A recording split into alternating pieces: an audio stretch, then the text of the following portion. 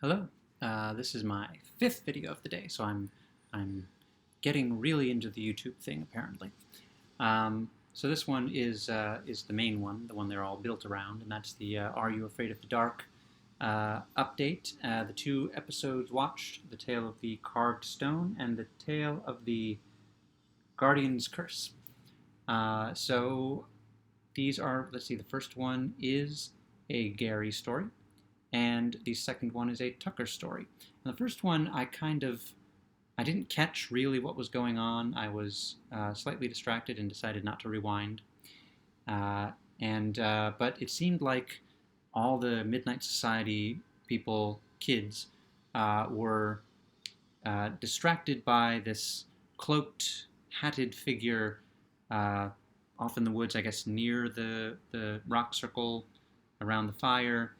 And it was standing very still, and they thought, oh, it's Gary. Gary, you're trying to scare us, Gary. We know it's you. And then the hat came off, and there was no head. And then Gary eventually appeared, and he was wearing it's a magician sort of outfit.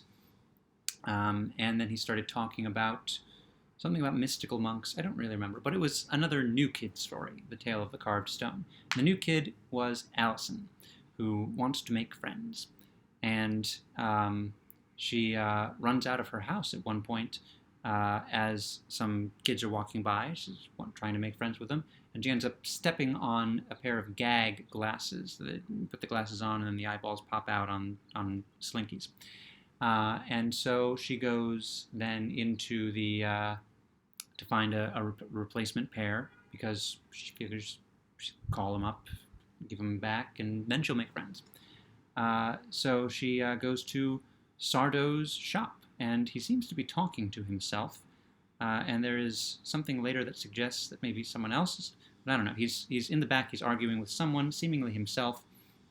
And then he gets excited. You're going to buy something mystical, something interesting. And she says, no, I need a replacement pair of the gag glasses. And he reaches over to the side and he pulls one down and says $350. And eventually they get onto the subject of her being new in town and wanting to make friends. And he says, oh, well, there's a popularity potion that I could get you. And he pulls out from this kind of treasure chest sort of thing a little rock. And he says, well, it's not a potion per se. He's a huckster. And convinces her to buy it for $17 and change. Even if he initially says 50, and it's the whole I'm losing on the deal. And of course, the rock turns out to be magic. And her, as she leaves, we see a caped man outside the store. So she calls that group of kids. They come to her house. She returns the glasses, and one of the kids says, "That's all. That's why you called us all the way over here." So it doesn't work as far as the making friends thing that she was planning. And even though she had the rock and she said the incantation. So she goes back to return the rock, get her money back, and the shop has been ransacked. But we find out Sardo is there, but the caped man is with him and holding his hand over Sardo's mouth, and speaking with Sardo's voice, and telling her to leave. Essentially, I guess no refunds or whatever. And then she leaves. We find out that this guy wants the rock that she was about to return. And it was at this point that I slightly remembered the episode. I'm not positive, but I'm pretty sure I've seen it before, based on the guy says to Sardo, "Where's the amulet?" And Sardo says, "I sold it." And he goes over like the details of the sale, and then he points and he goes, "To her." And that, the "I sold it" and the "to her" were what I felt, or what clicked in my mind as I've seen this one before.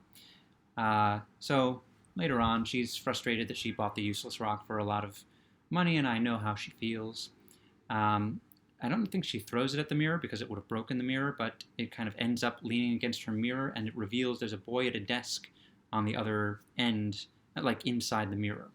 And it was at this point, or shortly thereafter, that I realized I should have written down earlier that she finds the initials TJB carved into this built-in, I guess it's a chest, or window seat, and that's the kid who did it, the boy in the mirror, Thomas Jefferson B. something B, and he's in 1892.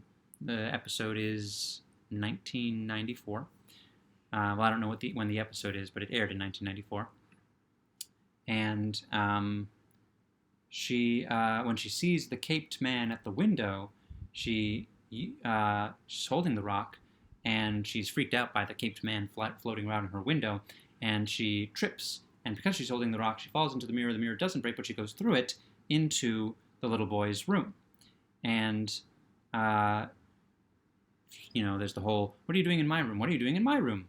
And eventually she notices the initials from the first scene, which the boy had carved on his thing. So it's both of their rooms, but 100 years apart. They're both only children, they find out. They both have no friends. The boy is living with his grandmother. I think she's probably still got her parents. And then she takes him, the boy, back to the future because they want to deal with the stone. But there's danger there because the caped man is there. They come out of a different mirror down in the downstairs hallway. These are mirrors that are built in, so they are in both places. And they find that Sardo has come to the door. And he explains the history of Brother Septimus. And it wasn't interesting enough for me to write down. But essentially, he's centuries old. He's a time bandit. And he's there. And he grabs Sardo by the throat. And then he goes after the boy. Allison pulls Sardo into the past through the mirror. And when Sardo realizes what the amulet can do, he wants to use it for not nefarious, but greedy things. The boy is being chased by the guy who thinks he's got the stone, and I think he does. And then he's got his slingshot, and what did I write there? The guy is about to torture the boy with a very long nail. Apparently when he takes his glove, it looks like he's got a normal hand, but he takes off his glove, he's got a very long silver nail. And then they, typical Are You Afraid of the Dark ending, a lot of chaos, a broken mirror. He gets trapped in the mirror, but the boy does not get trapped in the mirror. I forget if he slingshotted the amulet into the mirror. Seems like it would have just gone through to the other time. But now new carrying on wood. I wrote this in the dark. Goodbye to Tom. Oh, new carving on wood. So they defeat the guy by trapping him in the mirror in between worlds, I guess. Sardo does not get the rock. And I think the rock is actually also trapped. So even Sardo can't use it. And Allison and Tom say goodbye through a shard of mirror, which it seems like if the mirror, they could just use the shard and put the shard up and they could talk to each other through it. But that, might get awkward as they get older. And then she goes over to where the initials were carved, and there's a new carving. It's a heart, but it says Allison and Tom, friends forever. So that's a very nice ending, the carved stone. The carved stone is Egyptian, and maybe that was on the writer's minds because the Guardian's Curse, the tale of the Guardian's Curse, is about a mummy. It is, so that one was a Gary story, and this is a Tucker story, for which Tucker stole Gary's Ankh. That's the kind of, it looks like a cross, but it's got a circle on the top. Gary had one, Tucker didn't. He needed one for his story, he says. The Sam character makes peace after holding them apart, because she is, of course, a tomboy and has to be depicted as tough. Tough as the boys, if not tougher than the boys. So she gets Tucker to apologize for stealing it and gets Gary to agree to let Tucker to use it to tell his story. And the story, right at the beginning, I thought I recognized it. Maybe I did, maybe I didn't. It's less. These are both maybe, maybe nots. But I'm pretty sure I recognize the episode beginning with adults knocking down a wall and someone saying, yep, that wall's not supposed to be there. But that could be from a lot of these kinds of things. The wall that's not supposed to be there, let's knock it down and start the magical story that we're about to experience. But something about it seemed familiar, but then again, it could have been that. And it's, I think, the longest period of an Are You Afraid of the Dark episode with no kids. They find a box. Inside the box is a sarcophagus. And then we meet the kids, Josh and Cleo, whose father, Professor Dugan, is always not taking them on fun outings. And they're on their way to a fun outing when he has to make a quick stop at the museum because his boss, whose name I wrote down, Dr. Capel Smith, has called him there, and he cannot resist a new mummy. The mummy's name is Mina the Guardian, and she had a ring that would bring the season of spring, and also turn enemies to stone.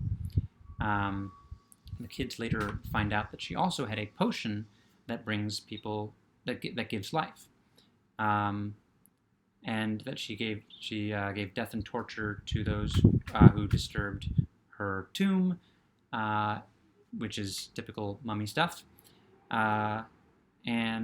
So yes, that is where we find ourselves with the mummy. The vacation is off. The kids realize as they talking to their dad and bouncing around the house, and then they find the elixir. I guess they're picking something up for him, and they find the elixir and they spill a little on the mummy. And then later on, they find that the mummy has gotten up and gone for a little walk, as the character in the Boris Karloff The Mummy would say. That's in the museum in the office.